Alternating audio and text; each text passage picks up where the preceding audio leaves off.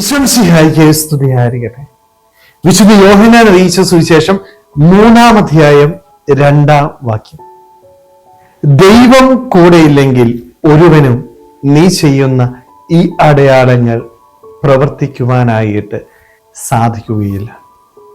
നിക്കോദേമോസ് കൃത്യമായിട്ട് തുറന്നു പറയുന്ന ഒരു വചനഭാഗമായിരുന്നു.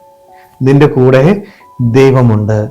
ദൈവമില്ല എങ്കിൽ നിനക്കൊരിക്കലും ഈ അടയാളങ്ങൾ ചെയ്യുവാനായിട്ട് സാധിക്കത്തില്ല. ദൈവം കൂടെ ഉണ്ട് എന്നതിൻ്റെ തെളിവാണ് എൻ്റെ ഈ ഭൂമിയിലെ ഓരോ പ്രവർത്തനങ്ങളും എന്ന് പറയുന്നത്. യഥാർത്ഥ നന്മ എൻ്റെ ജീവിതത്തിൽ എനിക്ക് ചെയ്യാനായിട്ട് സാധിക്കണമെങ്കിൽ എൻ്റെ കഴിവുകൊണ്ട് മാത്രം എനിക്കൊരിക്കലും ചെയ്യാനായിട്ട് പറ്റില്ല. കൃത്യമായിട്ട് ഈ വചനത്തിലൂടെ ഈശോ ഓർമ്മിപ്പിക്കുന്നതും ഇത് തന്നെയാണ്. നിന്റെ കഴിവിൽ മാത്രം ആശ്രയിച്ച് നിനക്കൊരിക്കലും ഈ ഭൂമിയിൽ വിശുദ്ധിയോടുകൂടി ജീവിക്കാനായിട്ടോ നന്മ ചെയ്യാനായിട്ടോ സാധിക്കത്തില്ല. നിനക്ക് ഇത് രണ്ടും ചെയ്യണമെങ്കിൽ എന്തുണ്ടായിരിക്കണം? ദൈവം നിന്റെ കൂടെ ഉണ്ടായിരിക്കണം. ദൈവം കൂടെയുള്ള ഒരു വ്യക്തിക്ക് മാത്രമേ യഥാർത്ഥ നന്മ ചെയ്യാനായിട്ട് സാധിക്കത്തുള്ളൂ. യഥാർത്ഥത്തില് ഈ ഭൂമിയിൽ വിശുദ്ധിയോടുകൂടി ജീവിക്കാനായിട്ട് സാധിക്കത്തുള്ളൂ.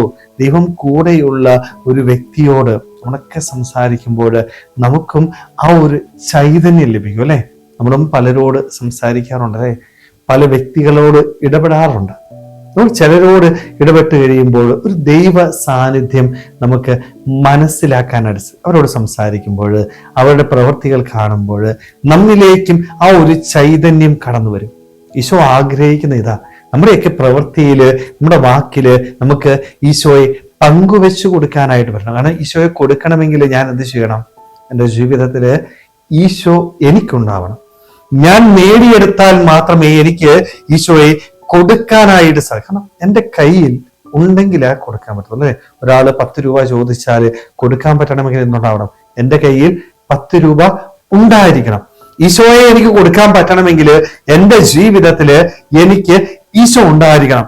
എന്നിൽ ഈശോ ഉണ്ടെങ്കിൽ മാത്രമേ ആ ഈശോയെ പങ്കുവെക്കുവാനായിട്ട് സാധിക്കത്തുള്ളൂ. ഈശോ എന്നിൽ ഉണ്ടെങ്കിൽ മാത്രമേ ഈ ഭൂമിയിൽ നന്മ ചെയ്യാനായിട്ട് സാധിക്കൂ. അതാണ് നിക്കോദേമോസ് കൃത്യമായിട്ട് പറയുന്നത്. നീ ചെയ്യുന്ന ഓരോ പ്രവൃത്തിയും ഓരോ അടയാളവും എന്ന് പറയുന്നത് നിന്റെ ഉള്ളിൽ ദൈവമുണ്ട് എന്നതിൻ്റെ സൂചനയാണ്. സ്നേഹമുള്ളവരെ, അതുകൊണ്ട് നമ്മുടെ പ്രവൃത്തികൾ നമുക്കൊന്ന് വിലയിരുത്താം. നമുക്ക് ഈ ഭൂമിയിൽ നന്മ ചെയ്യാനായിട്ട് സാധിക്കുന്നുണ്ട്. എൻ്റെ ഉള്ളിൽ ഈശോ ഉണ്ടോ? ഞാൻ ഈശോയെ സ്വീകരിച്ചിട്ടുണ്ടോ? ഈശോയുടെ സാന്നിധ്യത്തിലാണോ ഞാൻ ജീവിക്കുന്നത്? ഉള്ളിൽ ഈശോയെ നമുക്ക് സ്വീകരിക്കാം. ആ ഈശോയെ സന്തോഷത്തോടുകൂടി മറ്റുള്ളവർക്ക് പങ്കുവെച്ചു കൊടുക്കാനായിട്ട്, ആ ഈശോയുമായിട്ട് ജീവിതയാത്രയിൽ മുന്നോട്ട് പോകുവാനായിട്ട്, സമാധാനത്തില് സന്തോഷത്തിൽ ജീവിക്കുവാനായിട്ട് നമുക്ക് ഓരോരുത്തർക്കും ആത്മാർത്ഥമായിട്ട് ആഗ്രഹിക്കാൻ ശ്രമിക്കാം. ദൈവം നമ്മളെല്ലാവരെയും സമൃദ്ധമായിട്ട് അനുഗ്രഹിക്കട്ടെ. ആമേൻ.